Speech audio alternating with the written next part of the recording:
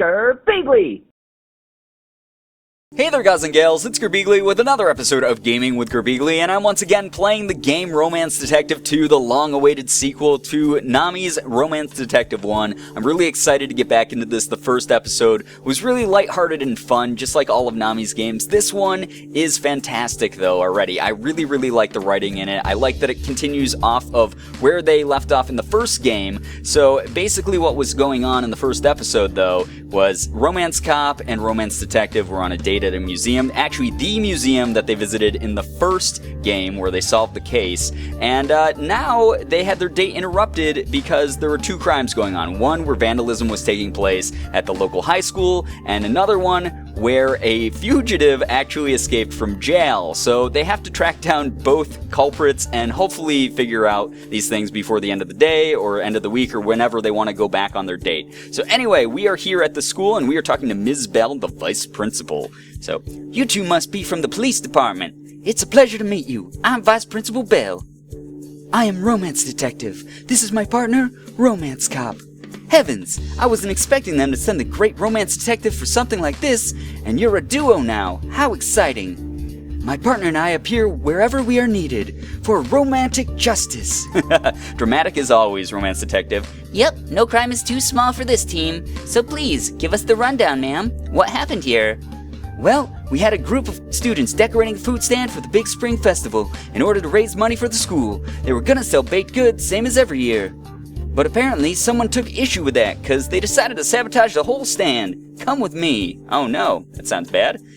This is what it looks like as of last night. It's very colorful. Used to be much cuter if you ask me. The students only have today and tomorrow to fix it up and make it presentable. We'd like to catch the little troublemaker as soon as possible, before they have the chance to do something like this again. Could you two find out who did it? Leave it to us. Alright, so I guess, we get to actually do another one of these interactive scenes where we click on things in the environment and it allows us to investigate them. I like these scenes because it adds a little bit of extra interactivity to the game. So it looks like just the stand is something that we can click on. I'm assuming that Nami meant to include more objects within the scene, but it looks like just the stand for now. Alright. This thing's pretty sturdy. I wonder how old it is. Snapdragon Middle School participates in the Spring Festival annually. Okay, so it's a middle school. I think I misspoke and said high school earlier, but it is indeed a middle school. They've painted and repainted the same stand for as long as I can remember. Oh, so it's like a tradition. Maybe whoever made a mess of it is protesting the festival? That is a possibility. However, if we consider what is written here, it's clear that a different motive is much more likely. Alright, so I gotta click. Oh, there are more things in the environment to click. Interesting. Okay, so, there's things on the stand itself. I see. Interesting. Okay, so that's really cool. Alright, so I guess we should investigate what's written here. It looks like some scribbles here. Look at all this graffiti. This child is very talented.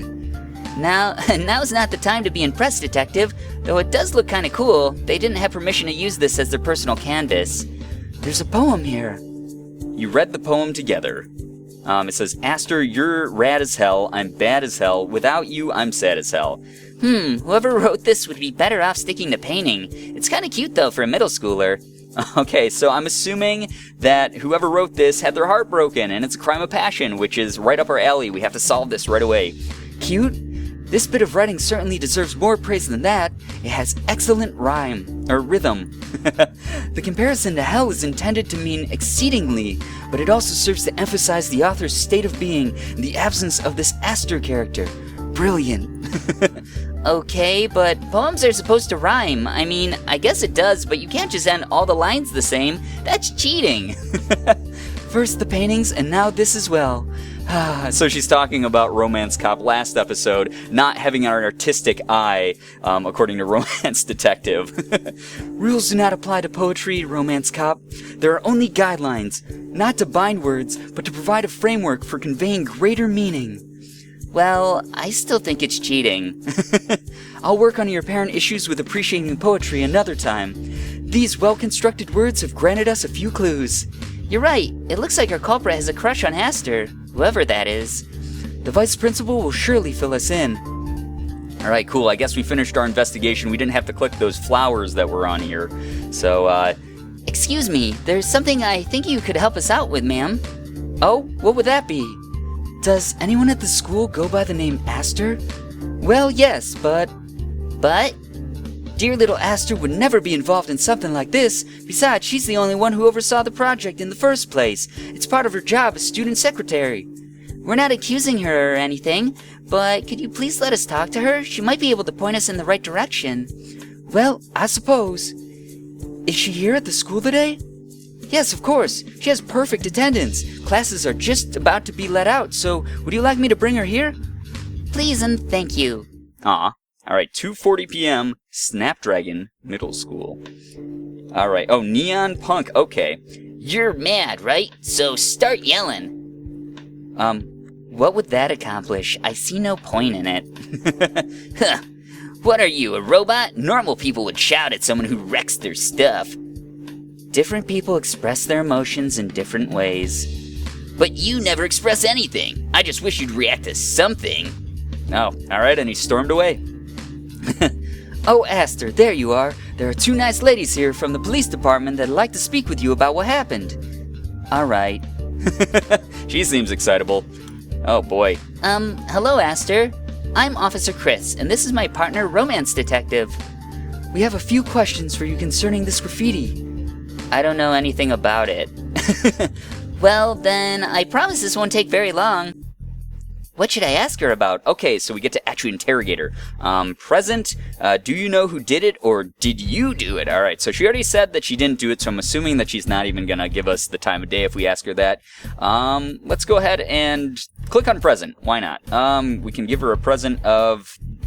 present. It's not present, it's present. So we're presenting some evidence to her. Let's go ahead and give her this poem, because it has to do with her. So it's a love poem addressed to Aster. Its brilliance is debatable. This poem here, doesn't it remind you of something like a love letter, maybe? You think the culprit is referring to me? Yes, so do you have any secret admirers? They wouldn't be secret if I knew about them. She has a point, romance cop. Fine, never mind. Okay, so, do you know who did it? Is there anyone you know who might be responsible for this? No, I don't think so. Even the smallest hint could be helpful to us. If I did happen to see something, I wouldn't have any proof. I'd rather not make any baseless accusations against my classmates. So, did you see something? No, nothing. She's not very helpful, is she? Okay, so I guess we do have to... Oh, no. Did you do it? Well, we might as well ask her that anyway, just because it is a dialogue option. I see that they replaced one of the dialogue options with you didn't see anything, but let's do this middle one first. I'm kind of hesitant to ask this, but was it you? I wonder. Just a yes or a no answer is fine. No, it wasn't me. Yeah, I guess that's pretty obvious. Sorry for asking. Alright, you didn't see anything. You said you didn't see anything, but I'm not quite convinced. Please tell us where you were when the crime took place. I was in the library until sundown. The librarian can confirm my alibi for you. There's no need. Your answer has given away a crucial fact of the case. A crucial fact? And what could that be? That you have knowledge of when the vandalism occurred. Ooh, damn, slipping up there, Aster. Oh, man. Aha! We weren't sure if it happened after school or not, but you just confirmed that for us. Your reasoning is flimsy. I only assumed that was when it took place because the perpetrator would have been in class otherwise. You're certain it was a student who did this? Again, that should be obvious. I can't imagine a member of the faculty destroying student work in such a way, and that poem could have only been written by someone around my age. So you agree that the poem is lame? Earlier, I couldn't convince the detective at all, but at least I've got you backing me up on this now. I didn't say it was lame. Her simple approach to writing is actually rather Her? Oh, I misspoke. Oh, Aster definitely knows something that's going on here, guys. I think we're catching her red-handed. She's slipping up a lot more than her cool exterior leads us to believe. You're not wriggling your way out of this one. Tell us what you know. I really have nothing to say. As I told you before, there is no proof. Then why try to hide it from us? I could be mistaken? You don't want to get your friend in trouble, huh? Oh, no, we aren't exactly friends, but it would be unfair of me to make accusations based on what could have been a coincidence. That's why I lied. You really shouldn't lie to the police, but either way, you aren't going to tell us who you're talking about until there's proof. Is that how it is? Yes, please understand. We'll forget you said anything. Detective. I will tell you one thing, though. If it really was her, she'll be back again tonight. The culprit's going to strike again so soon? How do you know? You could call it intuition, I suppose. Well, then we'll hold a stakeout. Aster, could you at least give us a time frame for when the culprit might strike? This time they won't have the cover of an empty classroom. After dark would be a safe bet. Great. Let's hope they do come back tonight so we can catch them in the act. Are you worried? No, vandalism is wrong. Whoever's behind this should be caught. That's right. Crimes, especially those committed in the name of love, must not go unpunished. Love, May I ask a question? Sure, what is it? You two are partners, correct?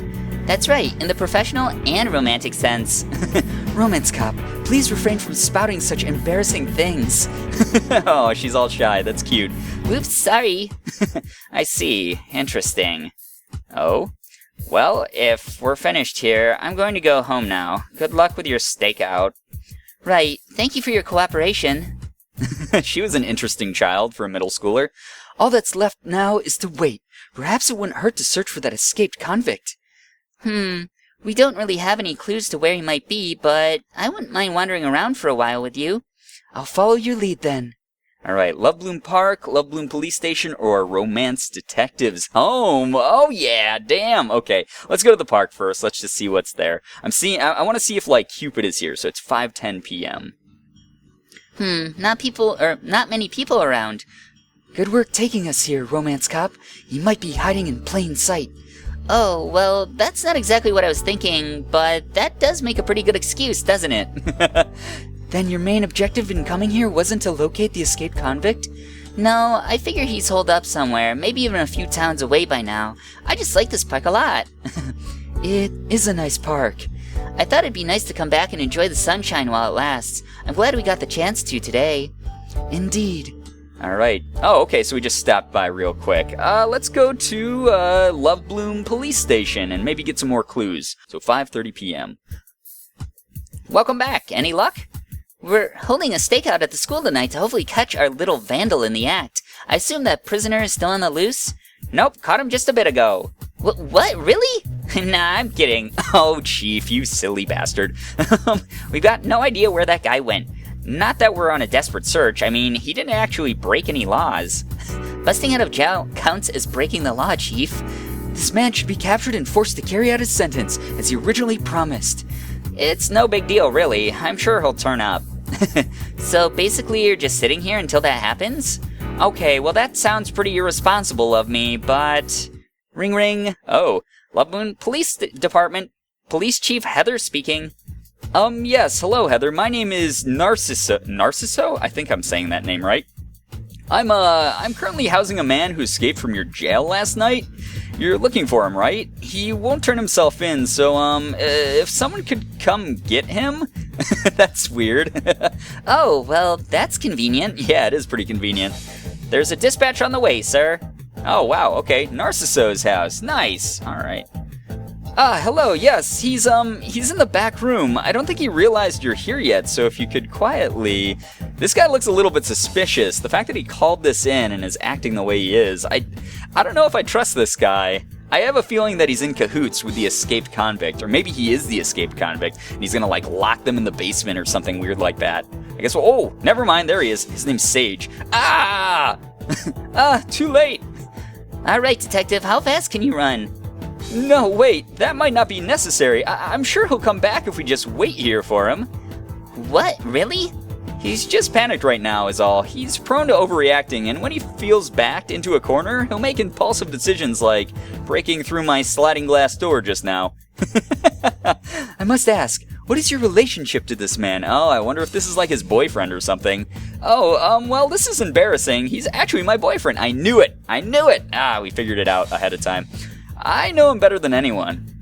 But then, why do you turn him in? Because, as he explained it to me at least, he'd agreed to do his time, and I knew the police were looking for him, so, he was set on leaving the country and starting a new life. I don't know why he broke out, but I think it would be best for him to face the consequences. Please go easy on him. It sounds like the whole thing has just gotten really out of hand. I mean, the chief said she wasn't going to arrest him in the first place, so why all of this? I sense another force is at work here. I really am sorry for all the trouble. I don't know what's gotten into him. It's not your fault, sir. We'll get all of this straightened out in due time. Yes, please, at least let me cook you a nice meal while we wait for Sage to come back. Oh, how kind of you. Now that you mention it, I'm actually really hungry. What about you, detective? Yes, it sounds lovely. However, we cannot expect him to return while a police car is parked so conspicuously out front. Right, I'll go take care of that. Aw, how nice. Okay, so they're having a nice home-cooked meal while they wait for their fugitive to come back so they can arrest the guy, I guess. It's very, very weird plot, but I really like it. It's super goofy. This lasagna is incredible. You're really a good cook. It is indeed exquisite. Thank you again.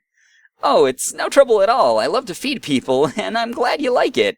You know, lasagna is my favorite dish. It's the first thing I cooked for Sage after we started dating. Such a cute story. I was minding my own business eating an ice cream cone when he happened to bump into me on accident, so I dropped it right onto the sidewalk. He apologized over and over, insisting that I let him buy me a new one, but I'd already eaten half of it, so I wasn't upset to begin with. Even then, he was still so persistent.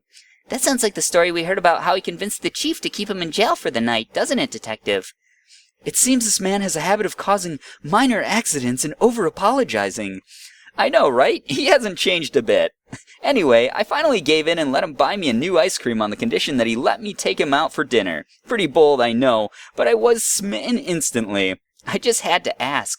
So we went to this nice Italian restaurant the next evening and had a wonderful time, even though he spilled his drink and spent half an hour apologizing to the waiter.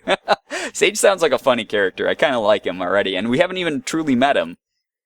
Alright, which brings me to our third date, where we went to see, so some time's passed, and Narcisso's just been talking and talking and talking. Sort of like his name being Narcisso, like narcissistic almost. He really likes telling stories about himself, talking about himself.